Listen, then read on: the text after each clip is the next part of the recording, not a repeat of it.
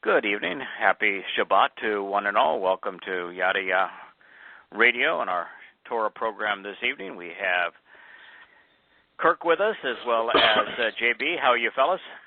Good, thank you. Doing good. Great. I was just told in the chat room that there was an old radio show on where I did an interview long before I had come to realize that Paul, the author of half the Christian New Testament, was a scallywag and scumbag. And he said, I can post it, but, you may not want that. And I said, yeah, I've made my share of mistakes. You live and learn. We don't have all the answers when we begin this journey. Would you want all the answers right at the beginning? Where's the fun in the journey at that point? That's true. That's true. And where is the humility and joy of learning something new? I mean, it's making a mistake is a humbling experience that really sets our perspective correctly, and there's great joy in replacing the deception with what's true. So, I'm, in all honesty, not wholly embarrassed nor regretful of the mistakes.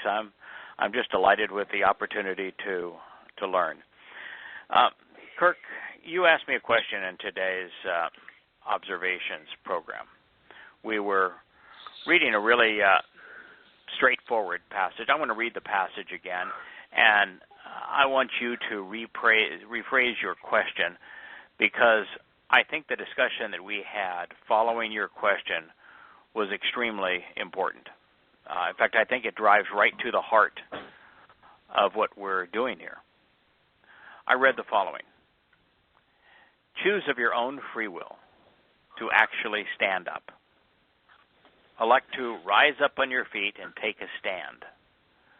Electing to walk independently and of your own initiative through and within the land, approaching her length, which is from Oric, to prolong life in the proper way, in addition to her breadth, which is from Rokab, to be without limitations. Because for you to approach, I am genuinely giving her to you forever. And Kirk, we came to the realization that this has nothing to do with a piece of dirt. Mm-hmm. Yisrael represents Yahweh's yard. His home is in Jerusalem on Mount Moriah. And Yisrael is simply the yard for the children to play. He's not speaking of a piece of dirt here when he speaks of the land. He's speaking of his home for his children. And he is not speaking of its length or its breadth. He is speaking of the means to prolong life and to enable us to be limitless in every way. That is his gift, and all that he is asking of us is of our own volition to stand up and of our own accord, independently, to walk. Mm-hmm. If you just settle for a moment and think of the power of those words, you're going to know who God is, what he's offering, and what he expects in return. It's all laid out there. And so what was the question you asked after we read that statement? Well, I actually was asking, I was covering several things. One, it was, we talked about whether, I'm not sure how your question was, with this all so simple and so clear. Oh, yeah, well, I did say that, it seems so straightforward. Why do so few people accept it? Yes. And then you went through quite a lot of material on covering different groups into the billions of people and what they had chosen to hear and what they chose not to look at. And it's and I think I even flavored it a little bit with if we have an asama, we have the ability to think, and don't.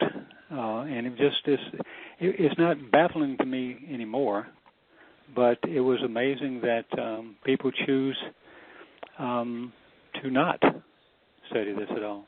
Now, I understand, if I can jump in just for a second before we discuss what we discussed, I don't find it difficult anymore I find it difficult rather today when there's so much material and we have so much written that they could discover this thing if they wanted to. And we also, and they don't. And even though they claim to, all the religions, at least Christianity does, they claim that they study God's Word all the time, and so does Rabbinical Judaism and so forth. And Islam is a joke, but so forget that one. But actually, Islam claims that the Torah is. Well, I know they claim it, but I mean they don't look anything. I don't know what they're studying. They're studying Muhammad's, nutcase. What he went after. Just situational scriptures? Yeah, situational scriptures to gratify his own lust. But he was, the Talmud anyway. Whatever he did. But he was bastardizing. What I did, for those who haven't had the opportunity to listen to it, and I think it was just recently posted, is Kirk asked me, why is it that so few people capitalize on this offer from the Creator God of the universe when it is so sensationally generous, so incredibly beneficial, and so clearly presented? Why is it that so few people capitalize? And I went through the groups of people, and I want to repeat that here because I really want this to sink in. As you asked me the question, these thoughts filled my mind, and they bear repeating. And I make no apology for repeating things. Yahweh uses that technique all the time. If it's good enough for him, it's sure as heck good enough for me.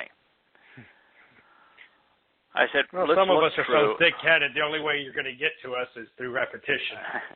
Well, you certainly are not thick-headed. You're a very open-minded individual. That's why this appealed to you so early on. Religious people are thick-headed. They're not open-minded. Political people are biased and not open-minded. You've been open-minded from the start. What I began with, and I'm going to go in different order this time. Okay. First, Yahweh's people, Yisrael and Yehudim, known as Jews today. Why is it they can speak the language? They can read this in the original language. It's all there for them. There is no shortage of copies. This is the first book of the Torah. Bereshit, Genesis. This is Many of them could probably cite it to you from memory. Right. This is the third story in the first book. You've got creation. You've got the story of, it's a little more if you break it down this way, but you've got the creation account. You've got the story of what occurred in Eden, both of which are unbelievably important to understanding who God is and what he's offering. And then you have the story of the flood, which is then, is actually preceded by the story of Babel, which plays an important role in all of this, the story of the flood, and how that serves as a preamble, a precursor, a dress rehearsal, if you will, for the covenant. And then we come to this discussion, chapter after chapter, word after word, about Yahweh reaching out to this man and to his wife, befriending him, introducing himself, and establishing a covenant relationship, laying out the conditions by which Abram, becoming Abraham, complied to receive its benefits. 5 conditions, 5 benefits. And it is the single most important story ever shared with humankind.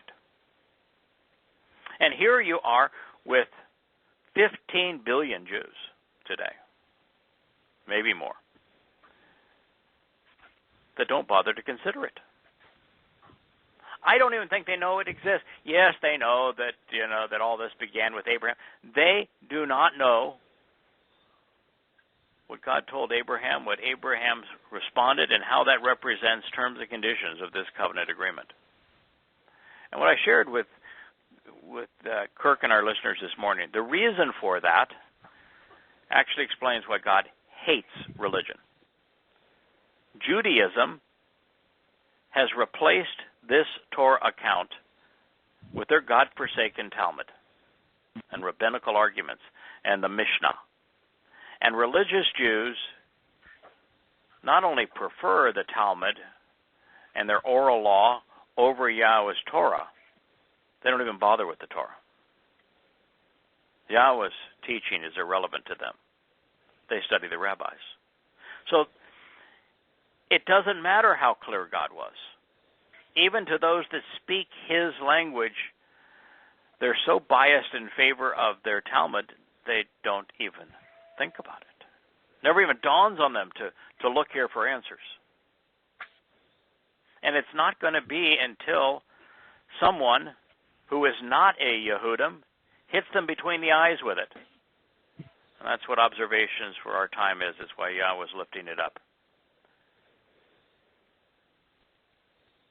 This is the way he's going to get their attention.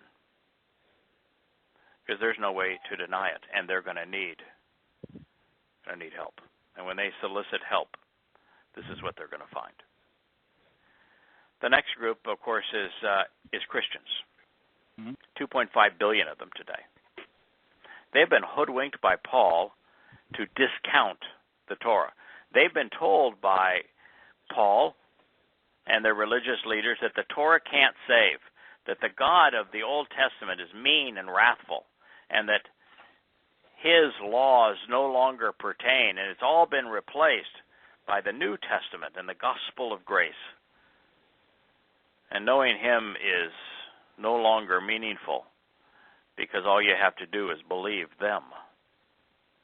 Of course, it's a preposterous notion that the Creator God of the universe created a plan that wouldn't work to engage in a relationship with his creation, and got so frustrated that he turned to a pervert and failed rabbi named Paul to come up with an entirely different plan. I mean, what a stupid notion. But yet that is what they believe. And so they have been robbed of even focusing on this. You know, they'll occasionally look at a story from the Old Testament and include it as part of a sermon, but there is not one chance in a billion that any Christian is going to focus on the Torah as if their life depended on it. And as if this story... Even when they do, they're either citing a verse out of context or they're paraphrasing or summarizing a story. They usually won't even reference the actual text. They'll just say, well, remember when this happened, and they paraphrase what their English Bible tells them it was. The only time they actually cite the text, it's out of context. Correct. And if there was ever a story that has to be understood in context, it's the discussion between Yahweh and Abraham. Yeah. And it doesn't just need to be understood in context. It needs to be appreciated as the very essence of life and death. There is no other way to life. None. Yeah. And they have been misled into discounting it, not even considering it. So there's 2.5 billion people on the planet that won't even consider this story. And the person to blame for that is that piece of crap known as Paul, who wrote half the Christian New Testament. And all the people that were willing to discount reason and believe the preposterous notion that the Creator God of the universe didn't get it right, and so he needed Paul to fix the problem. So you can't blame it all on Paul. People are too stupid to see through Paul. That's their own fault, really. You know, JB, I used to have empathy for Christians because I was once one. I used to feel sorry for them. I don't anymore. Mm-hmm. To be a Christian and to believe the lies of Christianity, you're just ignorant. you're stupid. Yeah. Willfully it's so obvious that the in religion today's day and age, the information is out there. So you are it's willfully ignorant. Just think about it for a moment. How in the hell is it possible that God could have revealed his Torah through his prophets, and then for all of that to be annulled and then replaced by the likes of Paul? Man replacing the words of God. Come on, folks. Think. How is it possible that your religion can be based upon God dying? If God died, he sure as hell can't save you. He's not God. Why is it that you worship on Sundays and celebrate Christmas and Easter when those are Babylonian holidays, purely pagan, as is your Trinity, as is your Mother of God and Queen of Heaven? All of it's pagan. It's pathetic.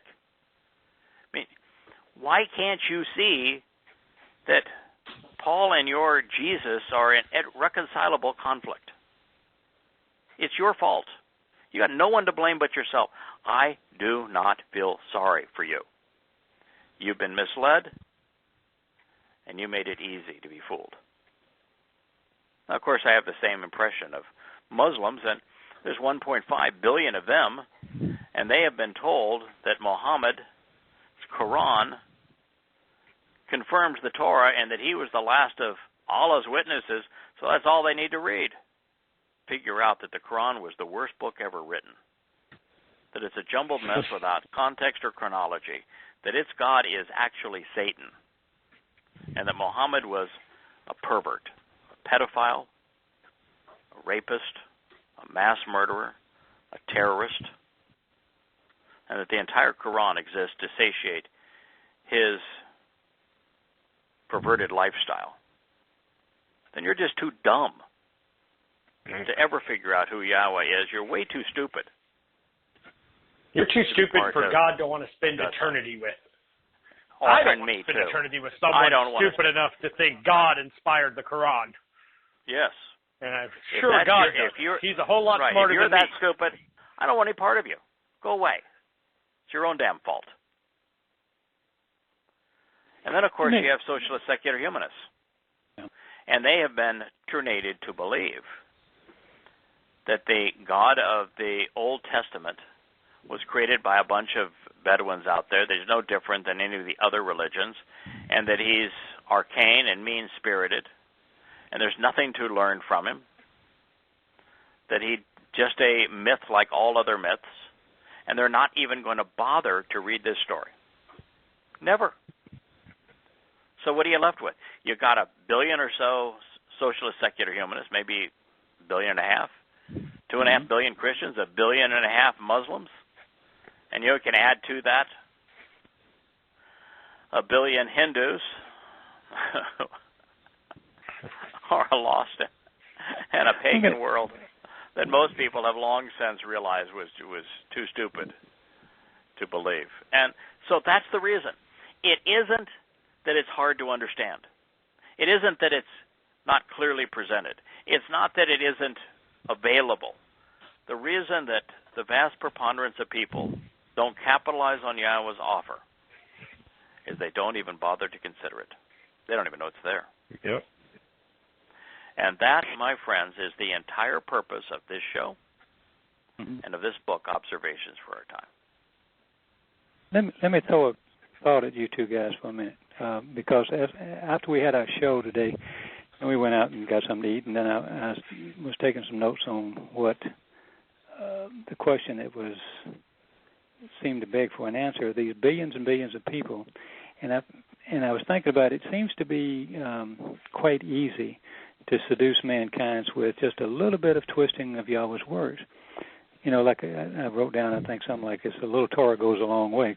And Satan knows that, because think what little he said to Towrah, and that little bit of twisting did wonders. And look how Paul, right in the midst of Israel, could twist some things and just, even though most of his input was successful in Greek, the Greek world. It's all about twisting, isn't it? Yeah, it's just such a tiny Why do you think thing. Satan is presented as? What do you think Satan is presented as? Light, a snake? obviously. Yeah. Yeah. But Yeah. How means, does snakes? and he knows. How does snakes Satan travel? knows, if anybody knows this, is Satan. So, Right. so there's two Is ways Satan to a control snake? these groups. No. Right. It's a metaphor to explain that the essence of deception is twisting. Right. So if you were trying to take over the world, as Satan covets, there's two probable approaches. One of them, of course, you can just beat the heck out of everybody and rule them. You know, be Lord, like the communists do or whatever. And even the caste system in India is the same principle. Right. And the other approach, and by the way, that is the purpose of religion. You know, it elevates. Right. Well, I know, but they do it a little more sneaky. They will twist these words to have you. People will absolutely go off and kill for God and country. Correct. Just by twisting these words. Nobody cursed me and came to my house and beat me up to be a Christian. It was just twisting. I couldn't tell the difference. Right. You know, enough. I didn't have enough ammunition, and that brought me to the second thought I had about it is how, because we often talk about how great this time is because we can look this up. I mean, there's no shortage of information, and no places. It's easy for. I can sit on a computer with absolutely limited, very limited skill, and open up a whole world to studying the Torah, and that's what JB talked about so well last week on all the different things we have at our access to. And I thought to myself, you know, if Adam had a written language, if he had written the things down that Yahweh said, when Yahweh came into the garden, when Satan came into the garden and talked to Yahweh and said, "Hey, didn't he say this?" They could have said, "Well, I can't remember. No. Let's go take a look at it, and we'll see." And we can. They couldn't do that because they didn't have anything written down. They just took whatever her memory was. Correct. So what is the best time in the world to live for us? Right now. God. Right now. That was your program a week ago. Right now. Uh-huh. I think we've said this so many times that it's so important for people to process. You want to see God? Welcome. He presents himself visually and in every meaningful way in his Torah and prophets. He's right there. In fact, we're able to see him by analyzing his words vastly more clearly than those saw him who looked upon the burning peak of Mount Horeb. Yeah. Those who walked for 3 years beside Yahusha did not come to know or understand or see God nearly to the degree that we have. Totally believe it. You read their words, and it's obvious that we understand vastly more than Yahukanan or Shimon Kephish or Jacob. Vastly more. And the reason why is that we have access to the Torah, prophets, and Psalms, and access to science and to history.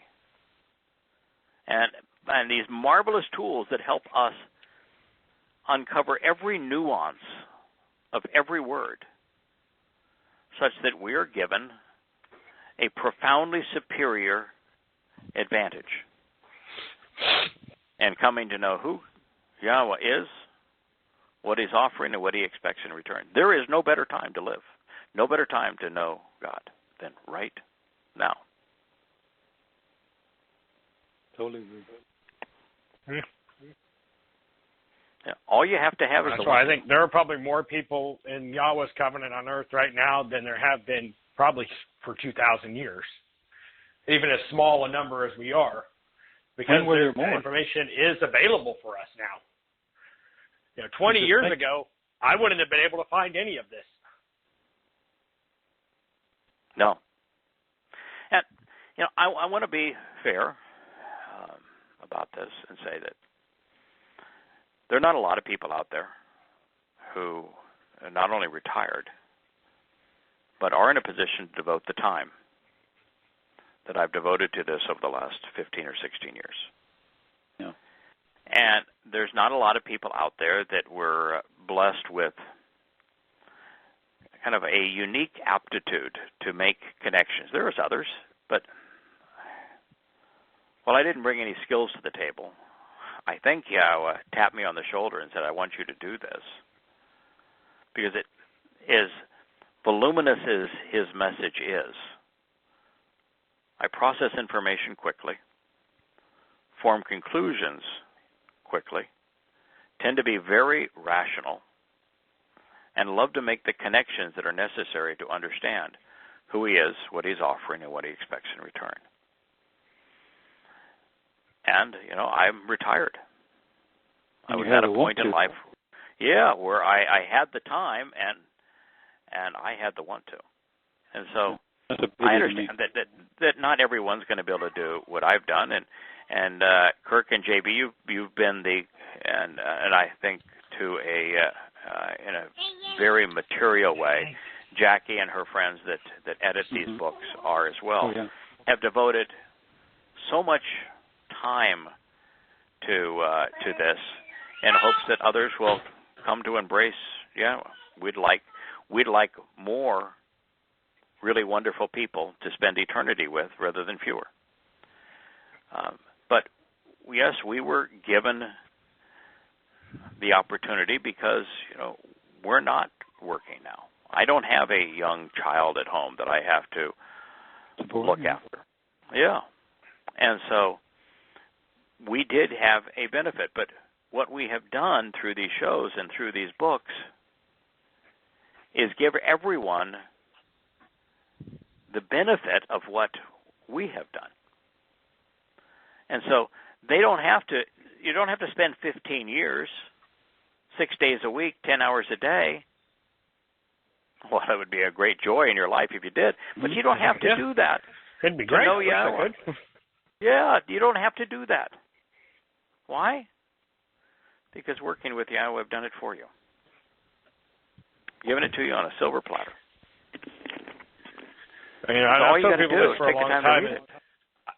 I don't view our job at all as being to convert people or convince people or to win people over. Our job, as I see it, is basically to leave people with no excuse, to put the material out there and let them draw their own conclusions so that they have absolutely no excuse when the time comes. Yeah, my job isn't to convert anyone over and make them, cram Yahweh down their throat. No. Right. I put the information out. If they want more, I'll give them as much as I can. But I'm not going to try and convince you that you're wrong. It isn't hard to find us. What I'm good at. It isn't hard to find us. It isn't hard at all to find us. If you want to know God, you're going to find us. You just are. And then once you found us, you can listen or you can read. It's all there. Yeah, look up some. It's fun. Yes. And then as you're listening and reading, then take a note here and there and go check it out for yourself. Do what both Kirk and James did. Say, wow, this is so different than everything I've ever been told or heard before. I need to verify what this guy is saying. And if you'll read, what you'll find is that it's all laid out there for you. Every word is presented so that you can look it up, every single one. You can Google the base form of every noun and verb throughout Yada Yah, an introduction to God, questioning Paul, or observations for our time, and you can just copy and paste it into your favorite search engine. I use Google. I don't like Yahoo because it's blasphemous, but I use Google. And if, for example, if I'm writing something and I just don't have all my tools open, I'll take the word and put it into Google, and it'll bring up 7 or 8 Hebrew-English dictionaries, and you can study it for yourself. It's not hard. It's really easy to verify it. It's really fun. And it's fun. And, when you do it, you're afforded these great treasures. For example, if you just believe that Yahweh was speaking about walk through the length and breadth of the land, and you read that the word for length is orek, which means to prolong life in the proper way, to continuously grow in a manner that's fitting. And then you read that the word for breadth is rakav, which means to be without limitations, expansive and great, immense in spatial dimensions. And all of a sudden, you realize he's not talking about a piece of dirt. No. He's talking about, I'm giving this to you as a gift that means to be eternal, to expand and grow and be empowered and be enriched beyond your imagination. That's what I'm offering you. And all you have to do is look. And I'm speaking particularly now to Jews who, can read Hebrew. Look, turn over these marvelous words. Examine them from every possible angle. Think about the implication. It is truly amazing. So, I want to continue with our presentation, but that's the reason that most people don't know this. It's all available. It's just that they don't even bother to think about it. And you've got to think about it. A cursory reading of it, Kirk, is not going to get you there, is it? No, well, the one you just mentioned, Iraq. I mean, I didn't know. If you look it up, it talks about measuring length. But if you dig a little bit, Iraq, the verb it says almost always a measurement of time. Well, he's talking about land, and this is almost always about time. So if you put on your little thinking cap a little bit, he's talking about eternity. I mean, what else could it be? Or some kind of time, and also a rek is a length of time and forevermore.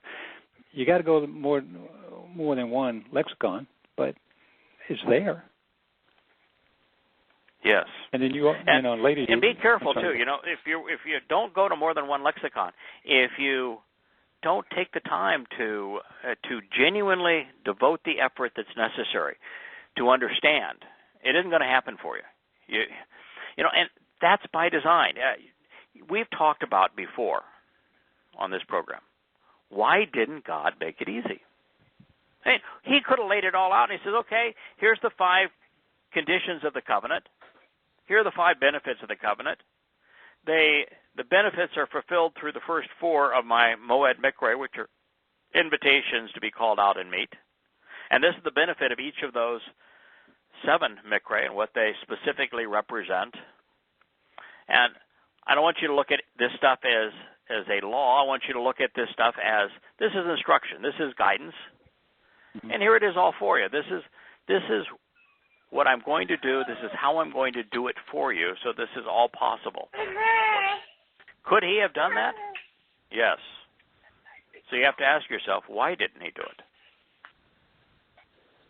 Why didn't he just lay it out? And we used to have a book called Cliff Notes. I don't even know if they still exist, which take complex books. Yeah. And, now you just go to Wikipedia to get the same information. Okay, so now it's Wikipedia and they get you the synopsis. It's like so many times I'm asked, can you just dumb it down and shorten it up and simplify the whole thing?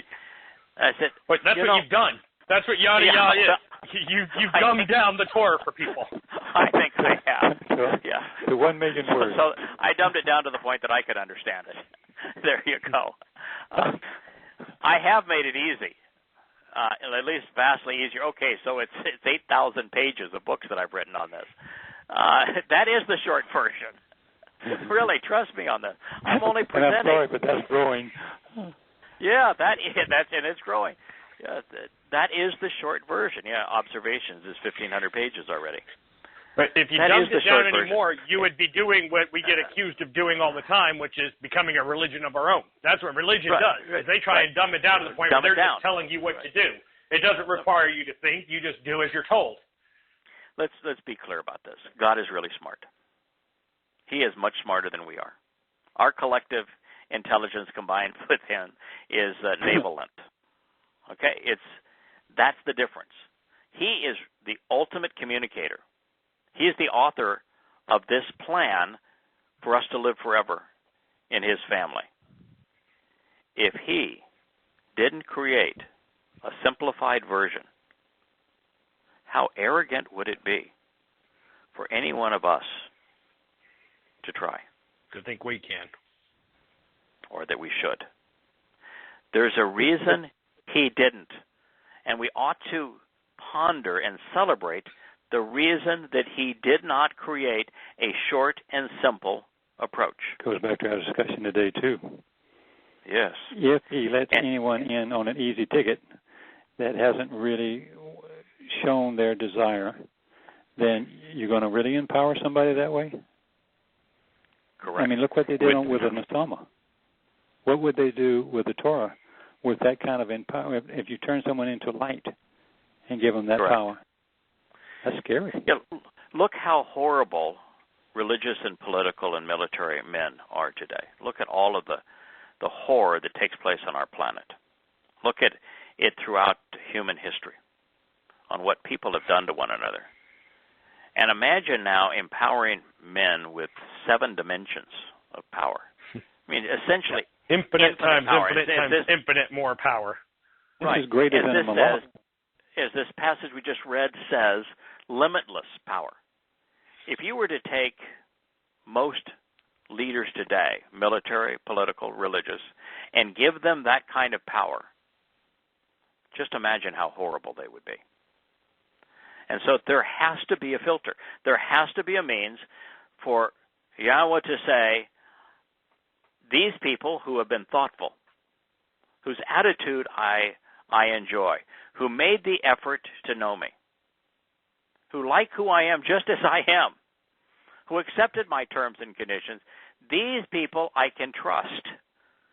These people I want to empower. These people are my children, and I want to spend eternity with them. And we're going to have a grand time as this perfect family, exploring the new universe that I'm going to create for them. And I'm going to give them everything that is mine to give.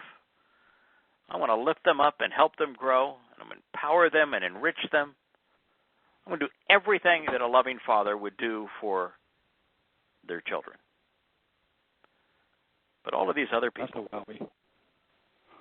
all of these other people, if I let them in, they'll ruin it for all of us. Eternity is a very long time. They'd ruin it for all of us. He has to have a filter. He has to have a mechanism that keeps the undesirables out. And fortunately, God who created the universe isn't the religious God. The religious God says, you'll either accept what I'm offering, I'm going to burn your britches forever in hell.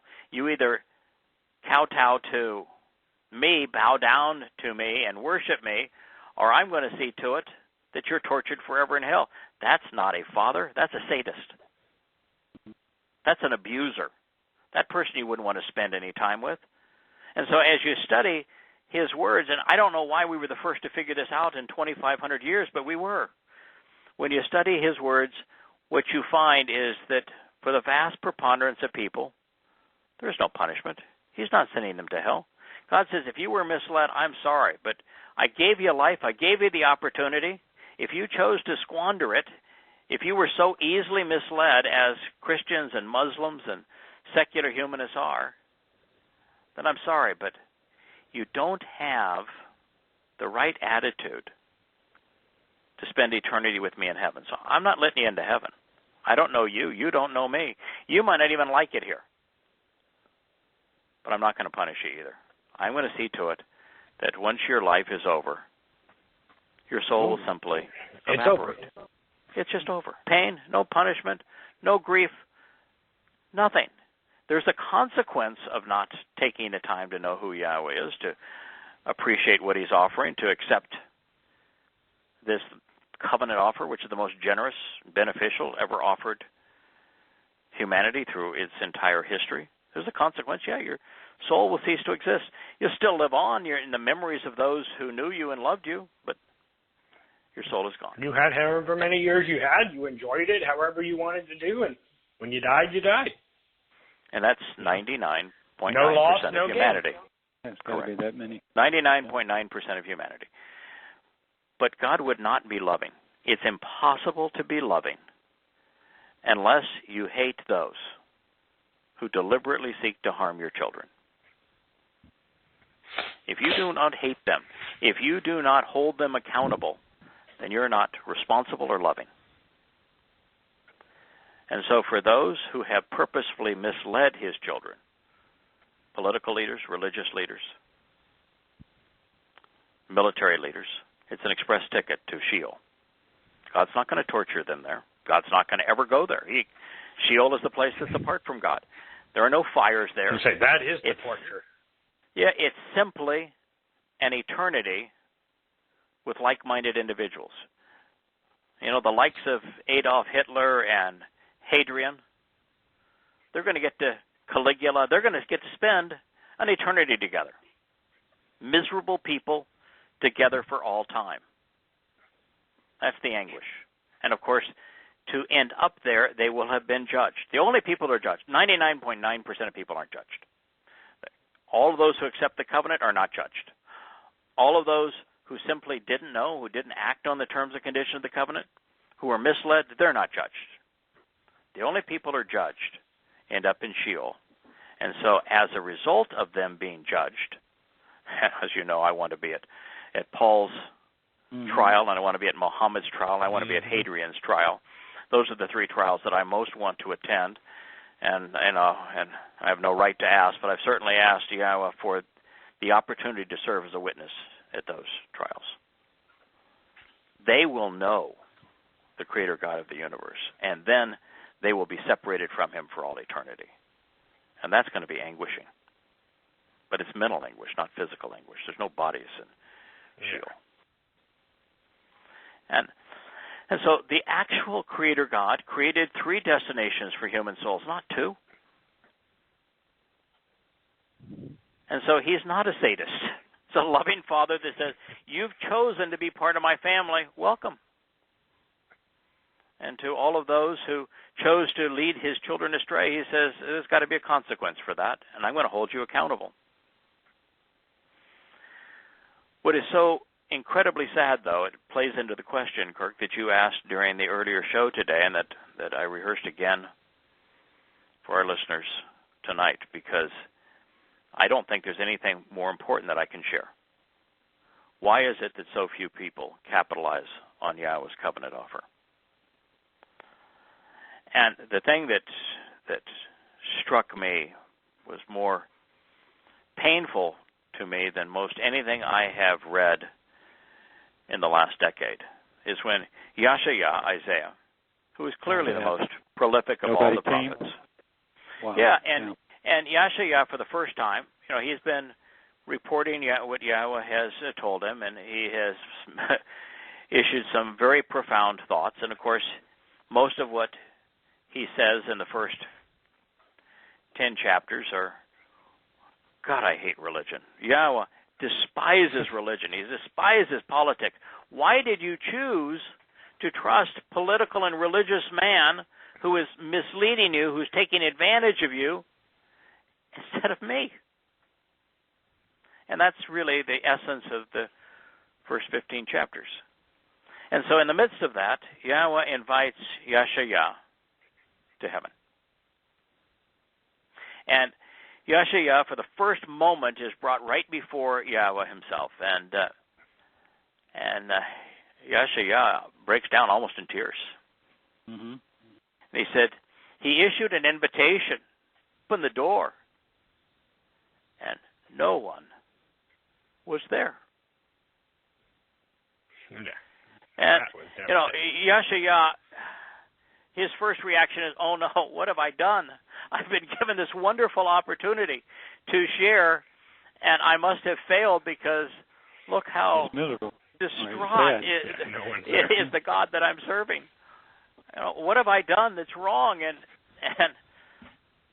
God immediately explains, but can you imagine making this offer to humanity, the 5 benefits of the covenant? I'm going to perfect you. I'm going to make you immortal. I'm going to adopt you into my family. I'm going to enrich you. I'm going to empower you.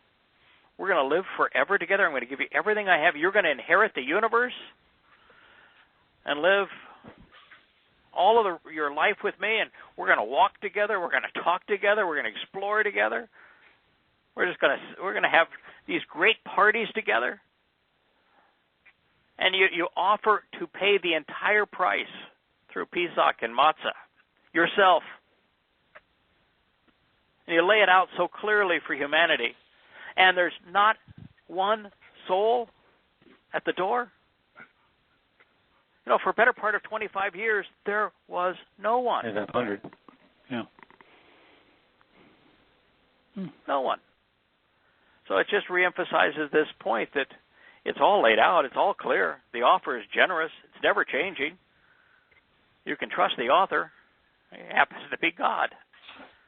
And yet, almost no one wants to capitalize. So I'm speaking particularly to you, Yisrael and Yehuda. Things are going to get really bad. Really bad for you. The whole world's going to turn against you. And when it does, don't turn to the Israeli Defense Forces. Don't turn to Netanyahu and your government. And for God's sake, don't turn to your rabbis.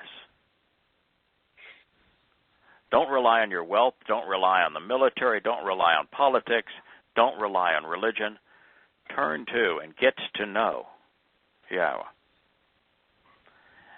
And while you can do that on your own, the fact is you're not going to have enough time. That's, we began to analyze what the neck, this sign that Yahweh was going to lift up for all the world to see in the last days. And when we came to the conclusion, it has to be this collection of books, and particularly, observation for our time, because there isn't enough time to do what we've done.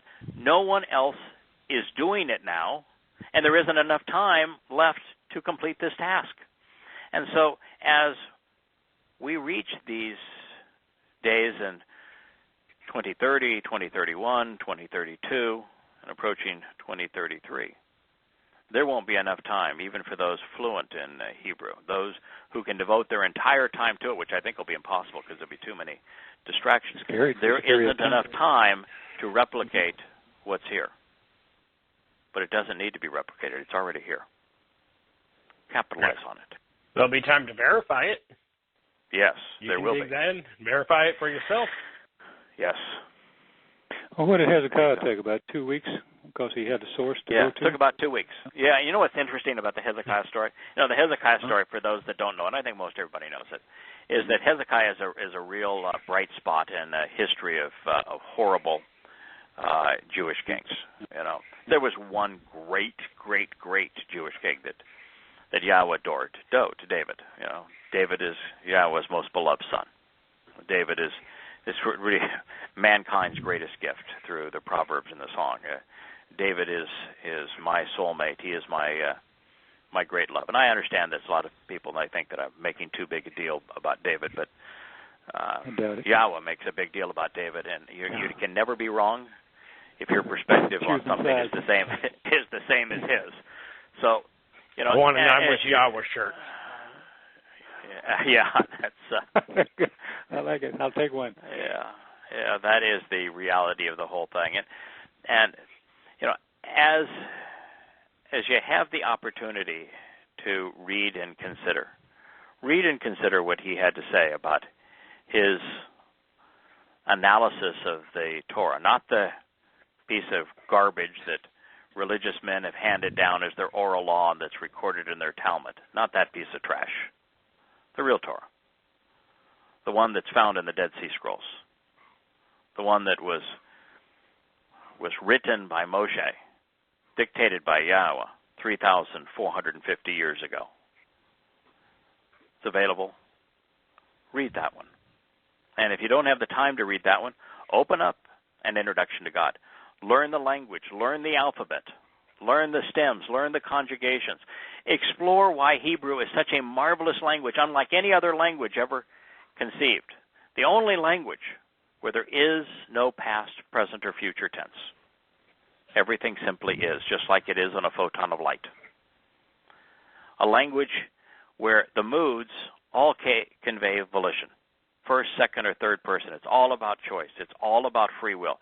Every word of this is offered such that we are given the opportunity to choose. In that statement we just read, 2 verbs back to back. Kum, stand up. Halak, walk. They were both written in the imperative, which in Hebrew conveys second person volition. He's talking to Abraham. It's your choice. This is what I'm offering. But if you choose, then I want you to stand up. Take a stand and walk. Now, what other language has moods like that? And then it has these stems, which every verb is assigned a stem, and each stem conveys the relationship between the speaker and those being spoken to or about, establishing a relationship with them. And the hitpael stem, for example, was the stem that explained walk, and that statement that I read just a moment ago. And what the hitpael stem says, and some people might say, oh, you're being way too pedantic, I don't want to know about the grammar, just make this simple for me. Well, if you don't love these things, you'll never really come to fully appreciate who Yahweh is and what he's offering. The hitpael stem, assigned to halak, the Hebrew word for walk, means that when you take this walk, do it independently. The path that I've provided is single file. The path that I've provided is not supported. In fact, it's condemned by every human institution, religious, political, military. And so the hitpael stem says that when you're doing this, you're doing it not only of your own initiative, you're not being influenced by any other source. That also includes Yahweh. Yahweh says, I'm not going to compel you. I'm not going to order you. I'm not going to force you. If you choose to take this walk with me, you're doing it at your own initiative, independently. I'll greet you once you've begun, but you've got to do it independently. I'm not going to force you. God could force anything he wanted. He didn't. Yeah. Total freedom. Going back to what you were talking about, people saying you're pedantic about the grammar. But the problem is, if you ignore the grammar, there's a huge difference between I want you to want to do this and you will do this. Correct. And that's where you only get that from the grammar. You don't get that if you don't pay attention to the grammar. Both would be equally valid without the grammar. The cohortative, for example, is first-person volition. If Yahweh is speaking in first person, which he does throughout the Torah, prophets, and Psalms, and the cohortative mood is used, I'm getting into grammar. Some people may not like that. But if he uses the cohortative mood, he's saying, this is what I want. This is what I want. This is my will. This is what I choose. This is what I desire of you. And then if he uses the imperative mood, he's saying, this is up to you. It's your choice. I'll tell you what I want. I'll tell you what I think is in your best interest. I'll tell you what I'm offering. But it's your choice. Do you want to have... And, the one thing he is insisted on is monogamy. Do you want to have a monogamous relationship with me? I'm not going to accept you if you're going to drag in a religious God. I'm not going to accept you if you want to still be political. I'm not going to accept you if you're going to rely on the family of man. If you want to be part of my family and trust and rely on me and spend eternity with me, then it's going to be exclusive. It's you and me. Now, it isn't exclusive once you're there. You come to him exclusive. Once you're there, there's a whole family. There may not be a lot of us, but there's enough of us, thousands of us. Maybe not thousands today, but over time there's been thousands. There'll be many thousands more when Yehudim, Yisrael, and Yahudah, Jews, take this seriously. But you're going to walk to him independently. And that's scary for a lot of people because it's against the flow. You've got to be willing to go against the crowd. The crowd is all moving in one direction, and you've got to say, no, that's the wrong way, I'm going the other way. They're not going to like that. You'll be ostracized. But would you rather be embraced by people who can be mean, cruel, and abusive, who are lost? Or would you rather be embraced by the Creator God of the universe, who genuinely cares about you, who you can trust, who will never let you down? Is it the one who is trustworthy or the many who are not? And that's the choice you get to make. Would you rather follow the crowd and walk off the cliff, or be the one guy that goes, "Hey, that's the wrong way, man. I'm going this way." Yeah, and you're one in a million. That's what going along with the crowd gets you. It gets you right off the cliff. If you go with the crowd, you're going to die. If you're leading the crowd, you're going to spend eternity in Sheol. And it's only the few who are willing to take the risk and walk the other way that actually come to know who Yahweh, the Creator God of the universe, our Heavenly Father, actually is, and take advantage of what He's offering. Let me share one thing on verbs. Sure. This was funny. I'm sitting downstairs, and Terry's watching a dog show, and I'm playing with the computer, looking up some things for tonight, and there's a gal now. Oh my, you've gone digital? The world is going to stop. The world is going to stop spinning. My analog artistic friend, and I punch little buttons. Kirk, has gone digital, and he is now using his computer? Yeah, I can do it a little bit. Oh, what the world is coming to. I know. That's one of the reasons you're married Terry. She's your computer expert. Who knows where I could get to? I still pass all my emails to you through Terry. Terry, for those who don't know, is Kirk's wife. He married way above his pay grade. I'm way above my pay grade. Yeah, she's the brains in of it. But this was, we love dogs, and most of y'all love dogs. Yes. So. But there's the showiness, and I've seen the guy before. He is a professor or a PhD or something, and he trains dogs, or he has a dog that he trained and did all these experiments with, and the dog is absolutely famous. He knows over 1,000 words, and I mean he knows 1,000 words.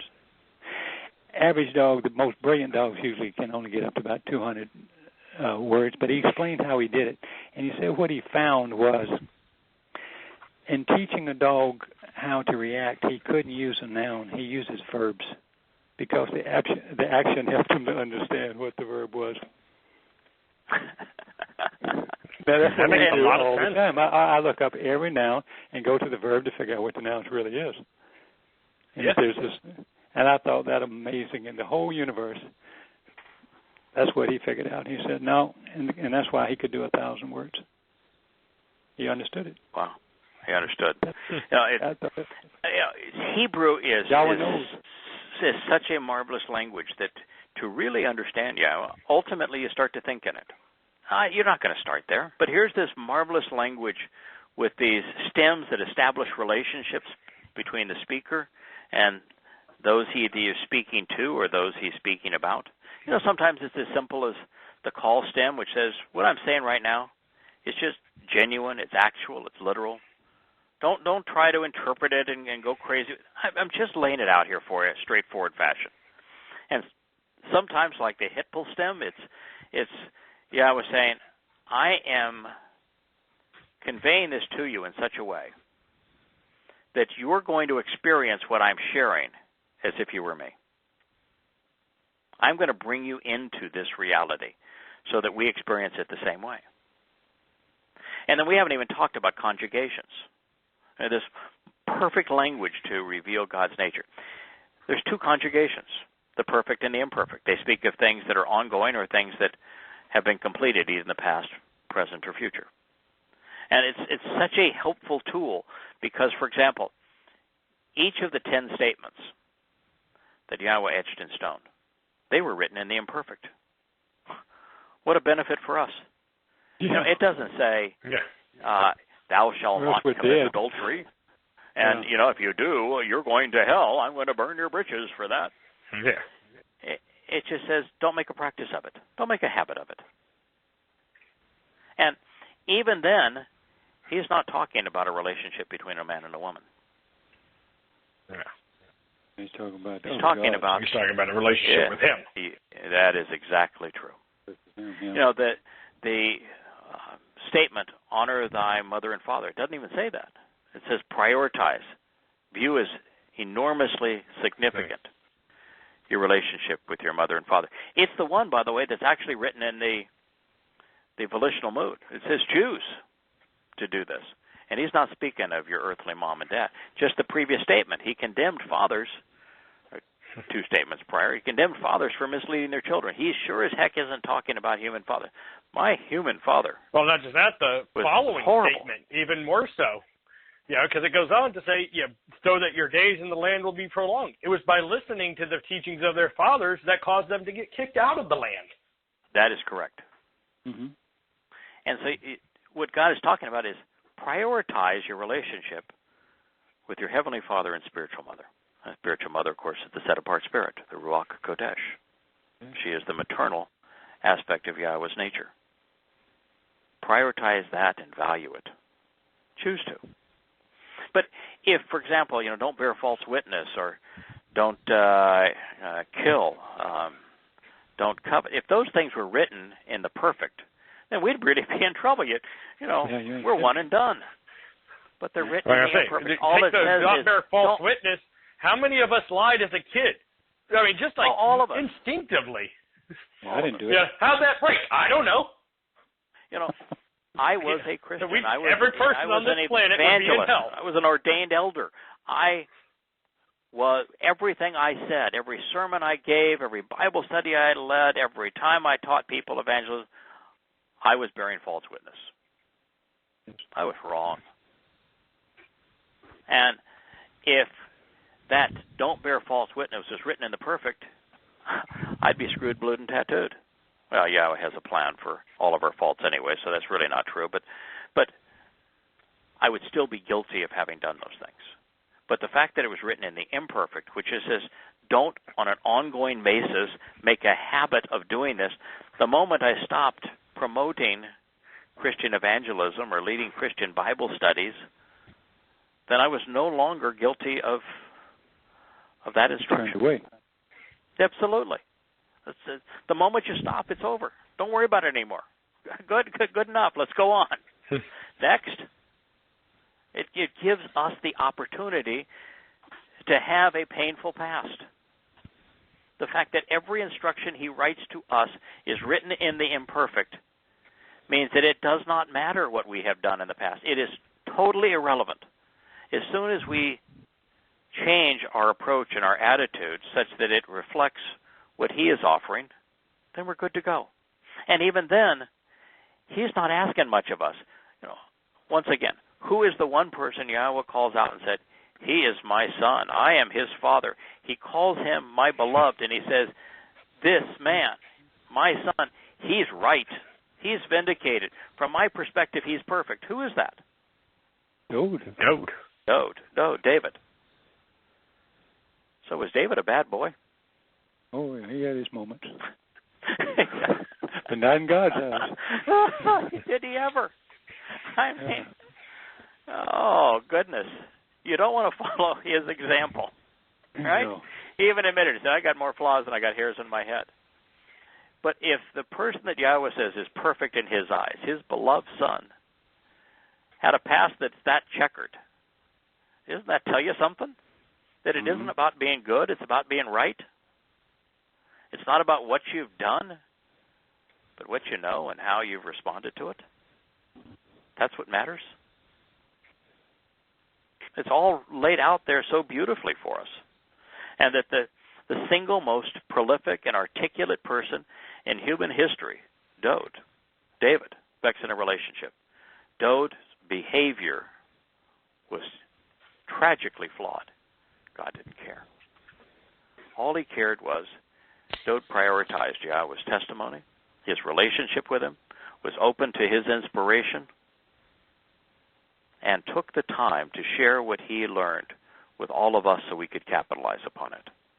He was the best shepherd, best teacher. He was the best shepherd. And next to Yahweh. I mean, he was right. No, it did. If you were to ask Yahweh who's the best shepherd, he wouldn't say himself. He'd say Dode, his beloved son. He is the example from what's important. What's important? To value your relationship with your Heavenly Father, to listen to what he has to say, to understand it, to accept it, to act upon it, and then once you grow and learn in that relationship, to take the time to share it with others. And when he did that, he generated infinitely more enemies than friends. Permeates his work.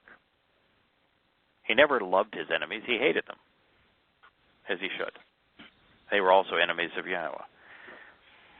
But he became the most articulate guide we have ever had. The smartest person who ever lived. Laid it all out for us so that we could understand who Yahowah is and what he offered. And he turns out to be the only eyewitness to what would happen 1,000 years later. With Yosha's fulfillment of Pesach, Matzah, and Bakurim, and then Shabuah by the set-apart Spirit, he is the only eyewitness to those events, and he was an eyewitness 1,000 years before they happened. That still amazes me. Yeah, 22nd and 88th Psalm provide the single best view of what happened on those days. The only thing that's even remotely close to it is what Yahshua would write in the latter part of Isaiah. So, Hebrew is a marvelous language. It's the language that Yahowah inspired, and so we have to turn to it if we want to understand who he is and what he's offered and offering and capitalize upon it. And it's not difficult. As we go through his meetings with Abraham, we're going to find out that there are only 5 conditions that Abraham had to meet. And don't minimize that, because God's going to test us on them. And he's serious about these 5 conditions. There's 5 things you have to do if you want to be part of his family. And if you don't do them, you're just not welcome. As we have learned over and over again, you don't get to negotiate with God on these things. He is negotiable on a lot of things, but these things aren't among them. The first thing you have to do, the first thing he asked of Abraham, you have to walk away from your country. You have to walk away from religion and politics. You have to walk away from militarism. You have to walk away from the family of man and disassociate yourself from societal customs. That's a prerequisite. Now, that is not speaking of geography. You don't need to, if you're in Florida, you don't have to take a boat off to the Bahamas, because then you'd be in a different government. It has nothing to do with geography here. It's not about location. It's about attitude. Are you one of those people that places your hand over your heart and sings the national anthem and Pledge of Allegiance, who is actively political? If you are, then you're in total violation of this requirement, this first requirement to be part of the covenant. If you're going to church on Sundays, you're not welcome in the family of God. You have to disassociate yourself from those things. And why? Because they're not trustworthy. And God says, if you're going to trust them, then you can't trust me. Because we're pulling in opposite directions. So that's the first requirement. Mm-hmm. The second is, walk to me and become perfect. Well, think about it. Where does Yahowah present a path that we can walk? There's only one of them, isn't there? Yeah, Moed Mikra. So it's the Moed Mikra, the invitations to meet with God. 7 of them. The doorway is Pesach. That's the doorway to life. The second step along the way is matzah, unleavened bread, where he perfects us, removes all impurities from us. So what? On the third day, we can be bakurim. Yeah, be firstborn children, be adopted into his family. And that 7 sevens later, on Shabuah, we're enriched and empowered. Every aspect of our lives is filled with enlightenment and enrichment and empowerment. That's the path to Yahowah. Ultimately, it ends in the 7th celebration each year of Sukkah, which means to camp out with God. And so that's the path. Walk to me and become perfect. Since he's offered these invitations, that's what Mikra means. It's an invitation. He's offered these invitations, accept them. Not much is required of us on these invitations. Just accept them. So that's the second statement. The third is trust and rely on Yahowah. So, is it possible to trust and rely unless you know him? Yeah. He didn't say believe me. You have to know who he didn't say put your faith in me. Yeah. To trust and rely on me. You can't trust or rely on somebody unless you know them. You know who they are. You got to know what they're offering. You've got to think about it and understand it before trust and reliance are viable concepts.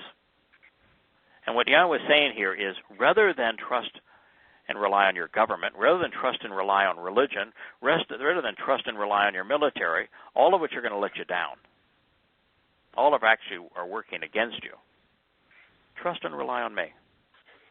I'm worthy of it. I won't let you down. You can rely on me, but I want you to do so. I am your ultimate father. I'll lift you up so that you never fall again. The fourth condition, and by the way, there's not a single one I've mentioned so far that costs us anything. With each of these conditions, that is also a benefit.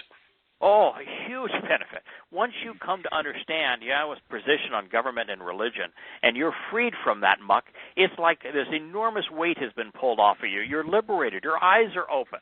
It's an enormous benefit. Trusting in Yahweh so that you have total confidence in your life, there is no longer any risk or vulnerability that can ever hurt you again. It's an enormous benefit. I used to be one of those guys I would listen to, conservative talk radio from the time I left my house to the time I got home. I had my headphones on, listening to it at work. It was I was constantly getting upset and angry at both sides. I would get tired of hearing, especially during the Bush administration, hearing conservatives justify his action. I was constantly angry. I was never happy with it. I learned to let that go. I've become a much happier person. And I look at some of the people I know that are still in that place and just how miserable they are. It doesn't even matter whether their party's in power or not. They're just constantly upset because why wouldn't you be happy with this? The situation sucks. I think you're aware that I spent a lot of time one-on-one with George W. Bush. Got to know him really well. And the first time I met him, I spent most of the day in what was his home at the time, the governor's mansion in Austin, Texas. And Karl Rove was there. But at that time, he had really long, stringy hair. And it was the two of us, or three of us, because Karl Rove was there for most of it. But a lot of it was just George Bush and I. This was when he was running for president. He hadn't been elected yet for the first term. And you know how I am. I'm really pushy. I asked him. I must have asked him 100 questions. And when he gave an answer, I probed that answer and then pushed him again. I don't think he'd ever encountered anybody quite as blunt and bold or aggressive as I was. I was polite the whole time, but I was really pushing all of his buttons. And I asked him, "Why do you want to be president?" And the answer he gave told me that he was going to engage in the Iraq War. I knew it. It's what his words said. And it caused me that and a combination of things. One is he just wasn't very smart. It's amazing how people who don't think they're all that smart really are smart, and some people who pretend that they really are smart aren't smart at all. My mind works pretty fast. I'm able to size up people. He was stupid. I mean, this man was dumb as a stone, and you can't fix stupid. All right, a lot of things you can fix, you can't fix stupid.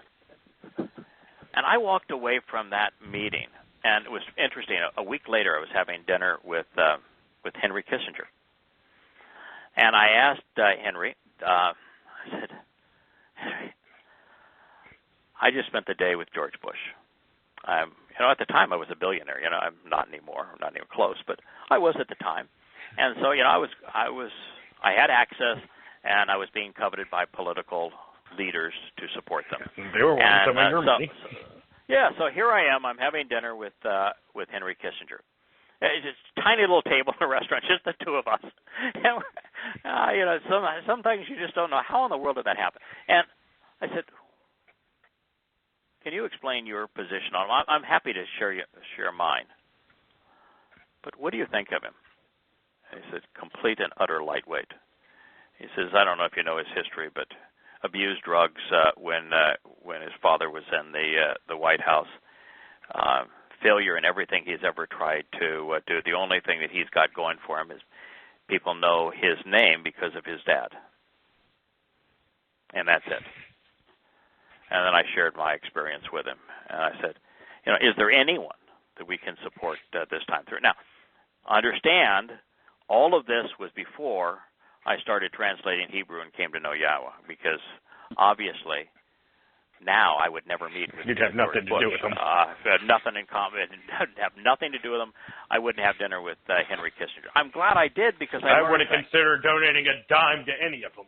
Right. And, at the time that he recommended John McCain, and I got to know John McCain. I had him to my home. I've been to his home, and, we spent a lot of time together. And the John McCain of the first election cycle was actually a pretty decent guy. He lost his way. He became a warmonger. I don't like John McCain as he is today, and he's not going to be alive very much longer.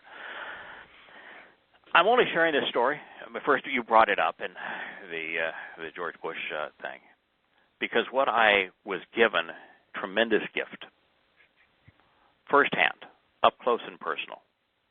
I know that every politician is an egomaniac scumbag. They're all in it for themselves. They're all abusive. They're all lightweights. They're all disgusting human beings. All of them.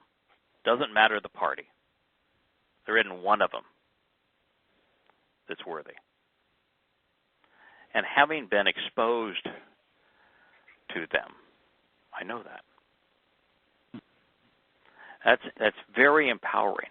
And, we have devoted an inordinate amount of time between the Shattering Myth shows and this program and the books, exposing and condemning the U.S. military, politicians on both sides of the aisle, and, of course, religion. Because it's essential to Yahowah that we take the time to understand these things so that we, too, can expose and condemn them, but most assuredly so that we can leave them and explain to people why Yahowah is asking us to leave them. Now, that leaves us with two conditions of the covenant. The fourth condition is to closely examine and carefully consider. The word in Hebrew is shamar. It means to observe. Closely examine and carefully consider mitzvah, the terms and conditions of my relationship agreement. The covenant is knowledge-based. It's not faith-based. Yahowah wants you to know these terms and conditions. Why? Because they're good for us. Why? Because they're well thought through. Why? Because they're the perfect screening mechanism for eternity. In fact, it's the most beautiful plan ever written in history. Right. I mean, the reason I think you like the last chapter of Observations so much, and this chapter is your favorite of Observations, and I happen to also like the next chapter that presents Yahowah's evaluation of these things, is there's a reason for that. This is the most joyous, wonderful, empowering, uplifting, supportive offer ever made. So no matter how trustworthy and reliable and loving and supportive and caring we try to be, we're nothing compared to Yahowah. And this is the gift he's offering. He wants us to take it seriously. And he's just talking to closely you examine it, carefully consider it. If you like it, great. If you read it and you like me, great. If you choose to trust and rely on me, wonderful. It's your choice. But I'm going to do exactly as I promised. So come to understand these terms and conditions and understand the benefits. Not everybody wants these benefits. I do, but other people may not. Heaven's not going to be this sit around and praise session. God despises being praised. He despises being worshipped. And it's not going to be the physical idea of heaven people have of, sitting in the clouds. Everyone's got a mansion with a milkshake, water fountain. These we're not going to have materialistic ideals that people have. That's not what heaven is. Bodies. Right. And if you like religion, well, you're going to be lost because there won't be a single religious person there. If you like politics, you're going to be lost because Christmas trees. Well, there won't be any political people there. If you love your military, I'm sorry, won't be any military leaders there. That's just the way it is. So that's the fourth condition. There's 5. The second, he asks us as parents to circumcise our children on the 8th, our sons on the 8th day. What that is saying is, I want you to raise your children so that they choose to be my children. I want this to be a tangible sign such that you remember me in raising them. I mean, I understand, God's saying, I understand you want to nurture them. I understand you want to support your children. I understand you want to teach your children. I understand that you want your children to grow and be all they can be. Well, I want the same thing too. And while you can do marvelous things for their mortal life, I can do all of these things and more forever.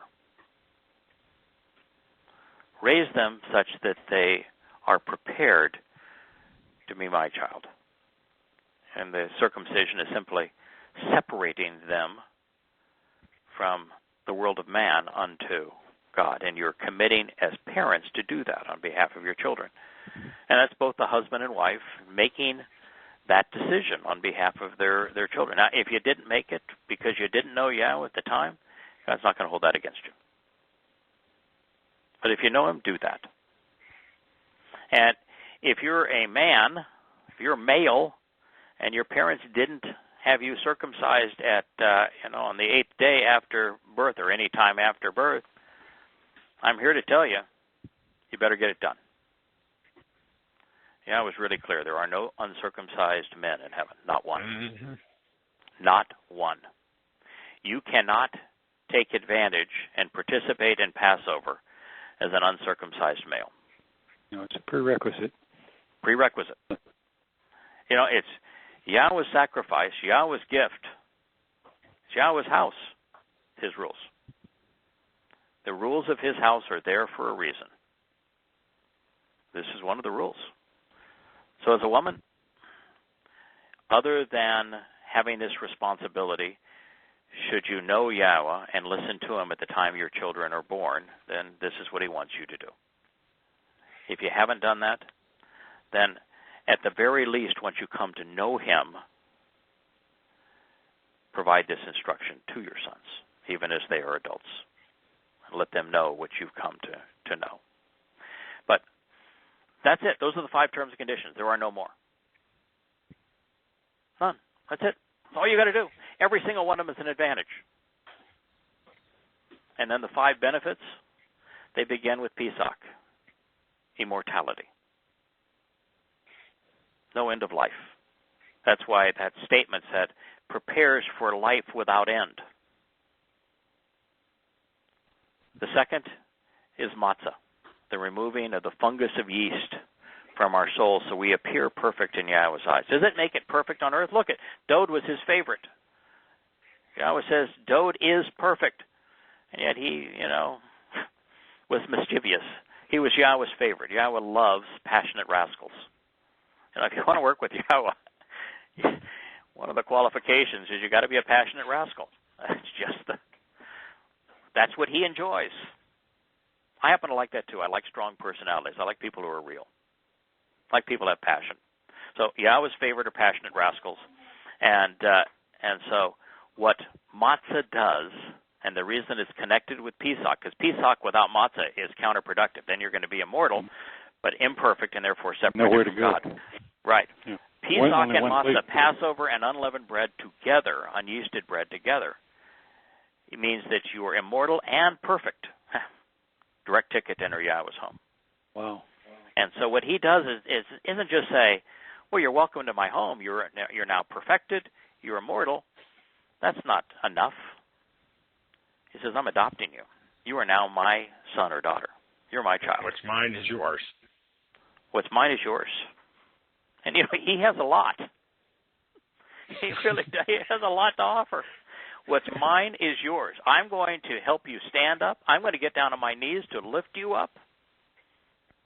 I'm going to nurture you. I'm going to teach you. I'm going to do everything I possibly can to make your eternity wonderful. We're going to be father and son, father and daughter for all time. That's Bokutim, firstborn children. That's the third benefit of the covenant, to be adopted into Yahweh's family.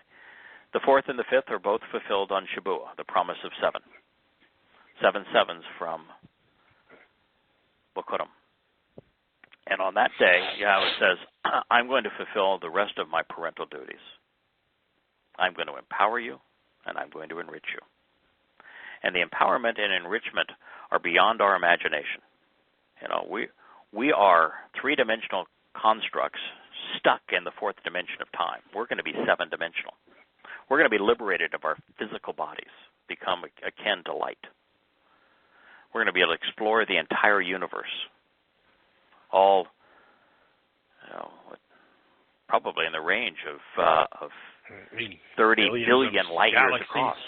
Right. Oh, to go to every galaxy and every planet and explore them and experiment and have great fun, and then come back together as a family and report what you had seen and witnessed and participated in. And you're not only going to be able to travel in zero time to anywhere you want to go as light. It takes no time to get to wherever you want to go, and have all the benefits of immortality where you're like light, where time simply exists. We will at any time be able to transition back into matter when we just want the moment to stop. That we go to a planet and there's a beautiful waterfall or a marvelous rainbow or this stunning sunset, a stream that we want to walk in barefoot, something we want to just enjoy and have time seem to stop, take on physical dimension. That's why E equals MC2. We can transition from energy to matter, and then back to energy, and enter back into the seventh dimension, and share and relate and enjoy, celebrate all that we've seen as a family. That's what he's offering. I'm sitting here with my jaw dropped, just listening to this, and I've read all this. I know this is true. I've confirmed it every way, but I'm just sitting going, and once again, my original question was, why don't more people want this? Yeah. And that's why I repeated the answer. They don't know it even exists. To know this exists and to turn it down, you have to be a complete nincompoop. You do. Yeah. And most people just don't know that's the one that I really don't understand. I get ignorance. I'm ignorant of a lot of things, and sometimes I get, you ain't got time. What I don't get are the religious leaders who dedicate their lives to the lie. They know this. They have to know this is there. There's no way they can spend as much time as they do and not know this is there and choose to reject it. That's the part I don't get. I am convinced that every religious leader knows that what they're saying is a lie. I've shared before that I spent an inordinate amount of time. It could be upwards of 10,000 hours with the most famous religious leader in America. He's passed away now. His name was Jerry Falwell. He was the author, the founder of the Moral Majority. He was the first television evangelist with the old-time gospel hour, pastor of a mega church before mega churches existed, the founder of Liberty University. Easily. In fact, I think one year he was, when Time Magazine did their survey of Americans, he was the most respected American. Jerry Falwell. We were close. I mean, we spent enormous amounts of time together back before I knew the truth. And 9/11 happened. It happened the morning that I was actually flying Jerry back from a speaking engagement in my plane. I saw those planes fly into our buildings, and I instantly knew the world would never be the same. And I had met George Bush. He was now president, and I knew he would bungle this, and that the consequence of his bungling it was going to cost thousands upon thousands of lives. As it turned out, it's cost hundreds of thousands of lives, and it would bankrupt the country, and it has done those things. I didn't know enough about Islam at the time to fill a thimble, but I knew him, and I knew that he was going to do the wrong thing. And I recall trying to stop him, and because I had access to him at the time, I tried to stop him, and I failed.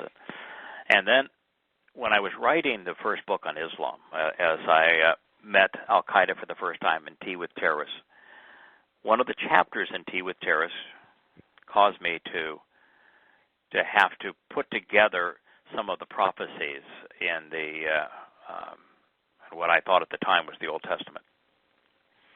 I remember coming up with one that made no sense. It says, when he sins, I will not spare the rod, and it was a prophecy of him being a descendant of David, and that Yosha would sin, and therefore he would be held accountable for his sins. And I said, wait a minute, that doesn't make any sense. If he sins, then he's being held accountable for his paying for his own sins. Yeah, what he's done, and not for me. And so this whole thing is a serious problem. And then I picked out like 15 translations, and they all said the same thing. And that's when I started to learn Hebrew and found out that's not what it actually says in Hebrew. It says when sin is associated with him. And to show the way to the benefits of the relationship when sin is associated with him, the key word, associated word, was Asher. And, of course, that led to 100 other discoveries, all in the first few months. And I went to Jerry with a 15-page paper. I was just at the infancy of all of this. And a 15-page paper that said Christmas and Easter and Sunday and the Trinity and Jesus and Lord and all of these things. And I just had 15 pages of them, all wrong. And so I asked Jerry if I could spend 4 hours with him. I think it's going to take 4 hours to go through these 15 pages. And I'd like you to bring somebody with you that is your foremost expert in Hebrew, because I want them to challenge everything that I say. And so we had the head of his university, and Jerry and I, the three of us, spent 4 hours over a prolonged lunch. And I laid out to him, I said, listen, Jerry, I hate to tell you this, but everything you're saying is untrue. Every word of it. Everything. You're a nice man, but everything you're telling everybody who listens to you is wrong. At the end of the 4 hours, he turned to me, put his hand on top of mine, and said, everything you've told me today is true. I know it. But if I were to say these things, there would no longer be anyone sitting in the pews of my church. The envelopes that I need to support this university would no longer arrive in the mail. And they would label me a kook. They will label you a kook if you tell anyone what you've just told me. He knew it. So what did he think he was doing? I never met with him again. Being justified the means. He thinks he can do more good by teaching the lie than he could by exposing the truth. I don't know. I made no attempt. I made no attempt to understand the mindset. Yeah. What I was able to do through that conversation was affirm what you said. You said that all of these religious leaders know. Yeah, they know that they're lying. That's what I can't understand, is to know the truth and choose to reject it. I get ignorance. Yeah. Yeah. Paul a lot of people are just lazy. He was a demon-possessed liar. He knew it. He said so. He admitted it. Yeah, he admitted it. Huh. Chose to do it anyway. That's the mindset. Well, gentlemen, we have come past the time that we are broadcasting. We are simply recording for the archives, and it's true that 95% of the people who listen to these programs listen to the archives rather than to the live broadcast.